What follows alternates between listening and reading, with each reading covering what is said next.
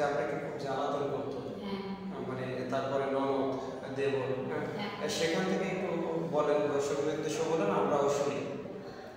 আমি পরবর্তী ভিডিওতে বলছিলাম যে আমার শাশুড়ি আমাকে অত্যাচার করে, আমার ভাসুর আমার সাথে খুব খারাপ ব্যবহার করে, এমনকি আমাকে মারও দেয়, হাতে মারে, মানে ঘুষা মারে, আমার দেওরে আমাকে মুখের উপরে দেয়, কাপড় ছুঁড়া বলে যে এটি তখন তো আমি ছোটো ছিলাম, আমি কিছুই বুঝতাম না। তো আমার শাশুড়ি এমন করছে, তারপর আমার হাজবেন্ড এসে আমাকে মারধর করতো, নেশা করে আইসা। তখন আমি এত অত্যাচার কীভাবে করবো, আমি খালি কান্না করতাম, আমার মাকে তো বলতাম যে আমার মাকে ফোন করে বলতাম। তখন তো বাটা ছিল, টাচফোন ছিল না, তখন আমি মানুষের বাসায় স্মার্টফোন ছিল না, স্মার্টফোন ছিল না, আমি বাটা দিয়ে আমি বাসা মতো চলে ফোন দিতাম, ফোন দিয়ে বলতাম, কান্নাকাটি করতাম। মায়ের বলতেছে যে আমি আমার মেয়ের জীবন নষ্ট করছি, এরকম কান্নাকাটি করতো। আমি বলছিলাম যে মাকে, মা আমি এখানে থাকবো না, আমাকে নিয়ে যাবো। আমাকে মা বলছে যে মেয়েদের বিয়ে হয় কয়েকবার, মানুষের বিয়ে তো একবার হয়, আমাকে মানুষ খারাপ করবো, কারণ তোর বাপ নাই, বাপ মারা গেছে, তোর ভাই বোন দেয় সেরকম ছোটো ছোটো, মানে ওরা কীভাবে কাম করবে, আমি একা কাজ করি, আমি একা কাজ করে কীভাবে সংসার চালাবো। মা মুখে দিকে চায়, তারপর অত্যাচার সব এখানে আমি শুয়ে গেছি, তারপর আমি কিছু কিছু করি।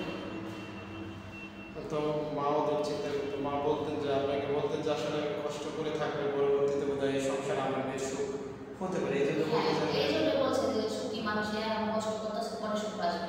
কিন্তু এরকম করতে করতে করতে করতে প্রায় বছর হয়ে গেছে, বছর হয়ে গেছে। বছর হয়ে যাওয়ার পরে এরকম শাশুড়ি এমন করে, বাসন এমন করে, দেওয়ার এমন করে, ননাস এমন করে, যে নন্দ এমন করে, সবাই এমন করে। তারপর এরা বলতেছে যে মাকে বলছি, মা বলতেছে যে এরকম কান্নাকাটি, শুধু কান্নাকাটি কথা বলতে, মা এরকম করে বুঝাই বুঝে কথা কথা একদম বুঝতাম না যে স্বামী সংসার কীভাবে করতে হয়, কী করতে হয়। আমার শাশুড়ি একটু মায়া দেওয়া ছিল।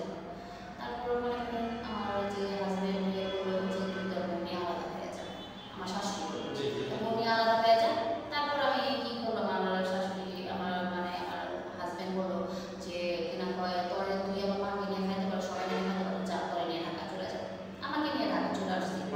মানে আপনাকে বলছে যে আমার মায়ের সঙ্গে যদি একইভাবে একই সংসারে খেতে পারো তো আপনাকে নিয়ে সংসার করবে না হয়তো না, আমাকে সংসার আমি বলছিলাম যে আমি থাকবো না, আমি চলে যাবো। আর আমার শাশুড়ি বলছে তোর বউকে নিয়ে ভিন্ন হয়ে যায়, মানে দেশকে এখন মানুষ তো ভিন্ন করে, মানে আলাদা হয়ে যায়। তার আলাদা হয়ে যায়। তারপর আমার হাজবেন্ড আমাকে নিয়ে আলাদা হয়ে গেছে, মানে আমাকে নিয়ে মানে দেশে আপনাদের খাবার দাবার থাকার ব্যবস্থা সব আলাদাভাবে, হ্যাঁ আলাদাভাবে করে দিচ্ছে। তারপর আমার হাজবেন্ড এক সপ্তাহ মতো ছিল দেশে, থাকার পর তারপরে ঢাকা চলে আসছে। ঢাকা চলে আসে অনেকদিন বেশি কাজ হয় না, কিছু হয় না আমাদের বাসায়। মনে করেন আমার তো বাপ ছিল, আমাদের আমাদের বাসা 3 মাস মনে করেন আমার মার বাসা ছিলাম। মার বাসা ছিল মনে করেন একটাই, মায়ের নিচে শুনতো, আমার উপরে শুনতাম, কখনো আমরা নিচে শুনতাম, মায়ের উপরে শুনতো।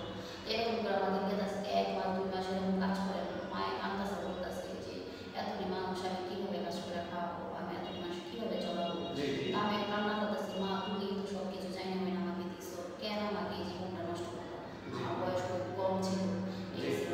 তারপরে ভাই আমাকে আমার হাজবেন্ড মানে আমাদের আশেপাশে একটা মানে কারখানা ছিল, মানে ফ্যাক্টরি ছিল, হ্যাঁ হ্যাঁ, ওই কারখানাতে মনে করেন একটা কাজ করার মানে প্রস্তুতি নিলাম আমার হাজবেন্ড, যে আসলে চিন্তা ভাবনা করছে যে চিন্তা ভাবনা কারখানায় কাজ করবেন।